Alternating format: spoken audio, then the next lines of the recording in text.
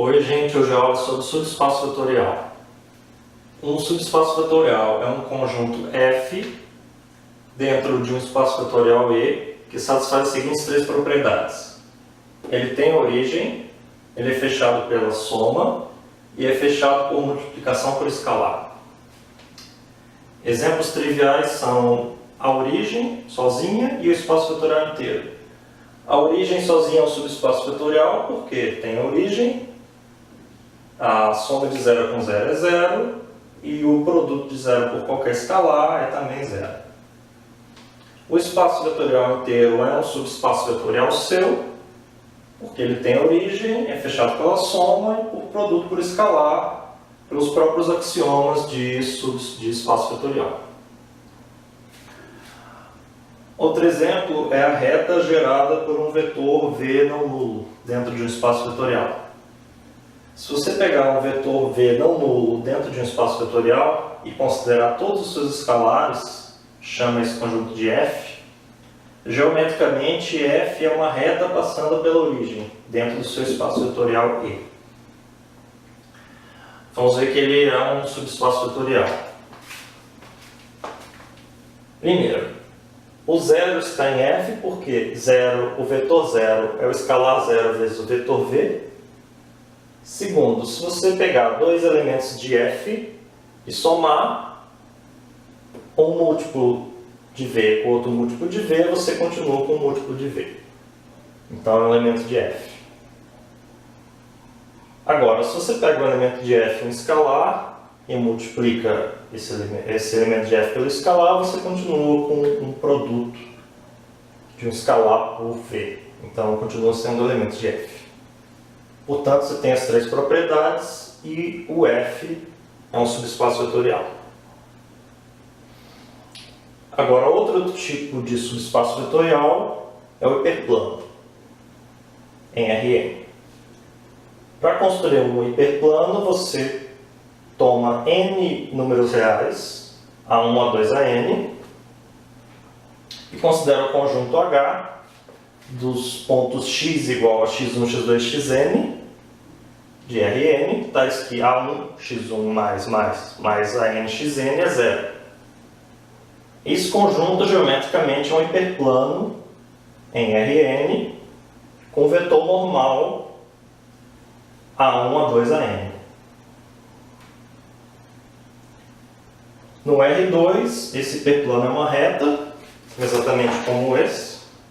No R2 vai coincidir tanto a reta quanto o hiperplano.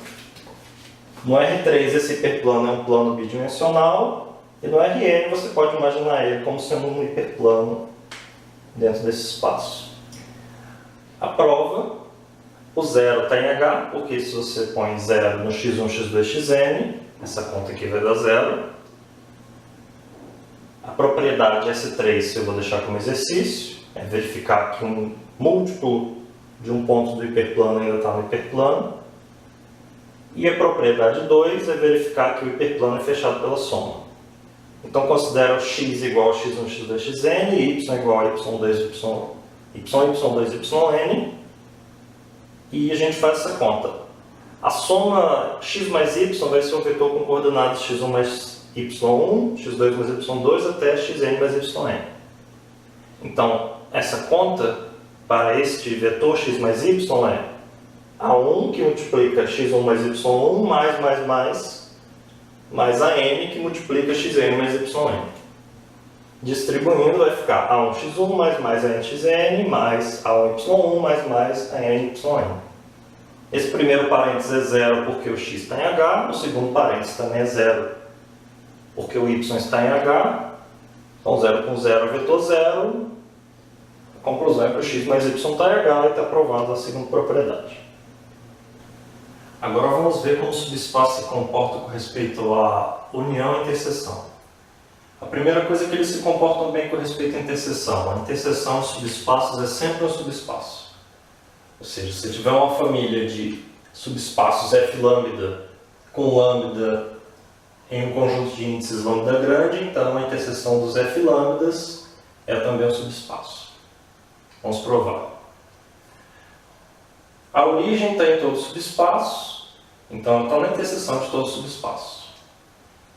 Segundo, tome dois vetores na interseção. Então, cada um dos vetores está em cada um dos subespaços.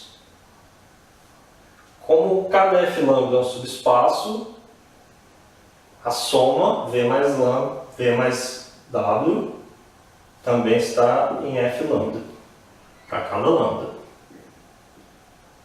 Como a soma está em f lambda para cada lambda, a soma está no f. Por último, pegue um escalar e um vetor v da interseção. O escalar a vezes o vetor v vai estar em cada f lambda, porque o a é um escalar e o v está em f lambda e o f lambda é um subespaço. Como o a v está em f lambda para cada lambda, a v está em f. Então isso mostra que a interseção dos subespaços é um subespaço. Para a união não é bem assim. A união de dois subespaços nem sempre é um subespaço. Na verdade, na maioria das vezes não é. A união de dois subespaços é um subespaço se somente se um dos dois contém o outro. Vamos provar. Primeiro, se um dos dois contém o outro, digamos, f1 está contido em f2, então a união é o próprio f2, que é um subespaço por hipótese. Isso mostra a volta. Para mostrar a ida, vamos fazer por contrapositiva. Então suponha que nem o f1 está contido em f2, nem o f2 está contido em f1. Portanto, você pode tomar um v1 em f1 e fora de f2 e um v2 em f2 e fora de f1. Agora a gente vai verificar que a soma desses dois vetores não está na união, embora os dois estejam na união f1 e união f2. Por que a soma não pode estar na união? Vamos ver.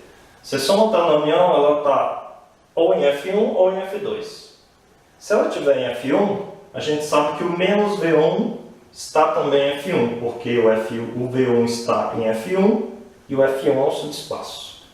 Como a soma v1 com v2 está em f1 e menos v1 está em f1, a soma v1 mais v2 mais menos v1 também está em f1, ou seja, v2 está em f1.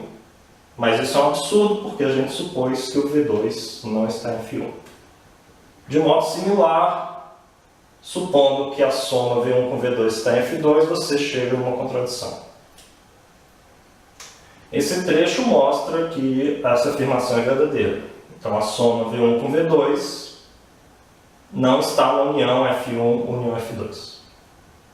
O que a gente conclui então é que v1 e v2 estão na união f1 f2, mas a soma v1 mais v2 não está na união.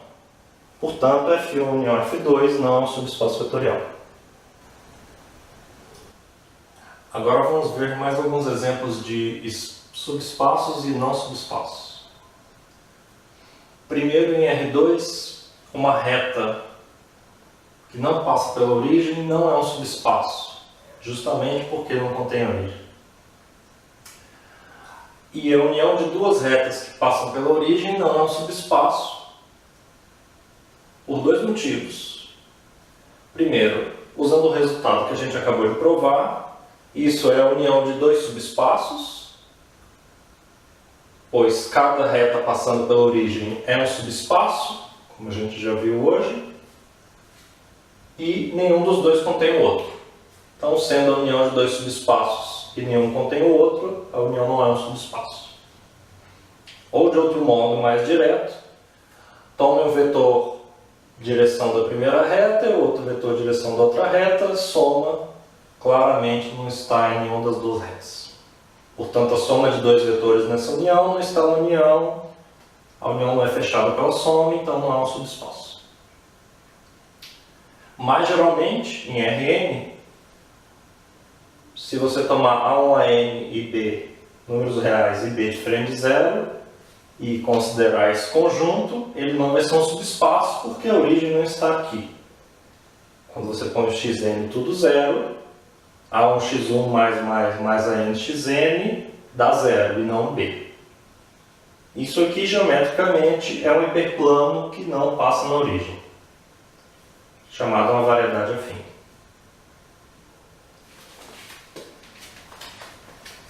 Considere o espaço vetorial das funções de R em R e dentro dele diversos conjuntos. Primeiro, o conjunto das funções contínuas. Segundo, o conjunto das funções diferenciáveis. Também o conjunto das funções com derivada contínua. Depois, o conjunto das funções com derivada késima contínua. Depois, o conjunto sem finito das funções tais que existe a derivada késima para cada k. Depois, o conjunto P dos polinômios. Depois, o conjunto Pn dos polinômios de grau menor ou igual a n. Cada um desses conjuntos que eu acabei de dizer vai ser um subespaço vetorial de E.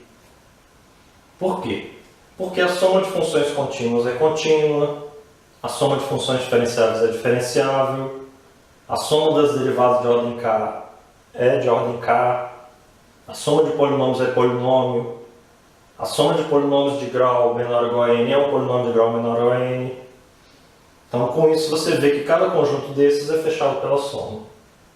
Também, claramente, a origem está em cada um deles, porque a função nula é um polinômio, tecnicamente, ela é diferenciável, contínua, tem derivadas de qualquer ordem. Multiplicação por escalar também é fechada nesses conjuntos, porque uma função contínua, quando multiplicada por escalar, continua contínua, e etc., para os outros conjuntos. Então a gente tem essa cadeia para cada k e n, os polinômios de grau Tn dentro dos polinômios, os quais são todas funções sem infinito, que são funções ck para cada k, que são funções com derivada contínua, que são diferenciáveis, que são contínuas. Então todos esses são subespaços vetoriais do conjunto E. Se você considerar apenas polinômios de grau n, isso não vai formar um subespaço vetorial. Porque, por exemplo, x elevado a n e menos x elevado a n mais x são dois polinômios de grau n, mas a sua soma tem grau 1. Então, por isso você precisa que o grau seja menor ou igual a n, para, por exemplo, ser fechado pela soma. Com isso a gente acaba a aula de hoje. Até a próxima, pessoal.